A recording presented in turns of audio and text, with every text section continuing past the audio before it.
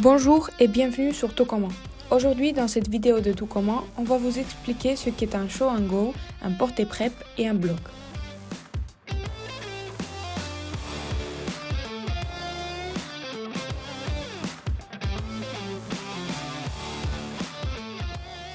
On va commencer avec le show and go. Il s'agit d'une acrobatie dynamique. Pour commencer, les bases doivent être coordonnées. La fly, aussi appelée voltigeuse, saute en position de sponge de manière dynamique. Elle place ses pieds sur les mains des bases. Les bases, qui suivent le mouvement de la fly, fléchissent leurs jambes et s'impulsent avec leurs jambes. Attention à ne pas utiliser la force de nos bras. Donc, elles soulèvent la voltigeuse, puis étendent leurs bras et ouvrent leurs mains. Ensuite, elles reviennent à la position initiale. De plus, la base arrière et le reste des bases saisissent la fly par ses chevilles en utilisant la force de l'étirement de ses genoux pour la soulever et revenir à la position initiale. Attention à ne pas lâcher les chevilles de la fly à aucun moment. La fly est placée en position de sponge et elle est poussée vers le haut jusqu'à ce qu'elle soit bien étirée et avec tout le corps bloqué de manière à ce qu'elle ait la même position en montant et en descendant. Donc, départ en sponge et arrivée en sponge. Il est également très important que les bases soient à la même distance les unes des autres. C'est-à-dire que lorsqu'elles font un effort pour soulever la fly, elles ne doivent pas reculer ou se séparer l'une de l'autre. Passons à l'étape suivante, le porte-prep. Dans ce cas, le mouvement est exactement le même que le show and go, mais avec une petite différence. Lorsque la fly passe à hauteur de la poitrine des bases, ces dernières restent immobiles et maintiennent la fly à cette hauteur. Vous verrez que la base arrière ne lâche à aucun moment la cheville de la fly et aide à supporter le poids de la fly pour que les bases ne portent pas tout son poids.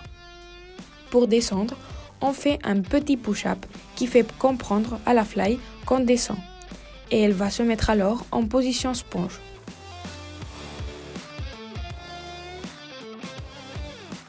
Il est essentiel que les bases et la base arrière soient bien coordonnées pour effectuer tous les mouvements en même temps, sinon la fly sera instable. Et enfin, passons à la position du bloc. Cette position est similaire aussi. La seule différence est que lorsque le show and go atteint le point le plus haut, les bases arrêtent de bouger. Leurs bras sont tendus et les pieds de la fly sont joints. Il est important que les pieds de la fly et le corps des bases soient bien alignés pour effectuer une descente linéaire. Comme nous l'avons vu précédemment, la descente se fait en position sponge.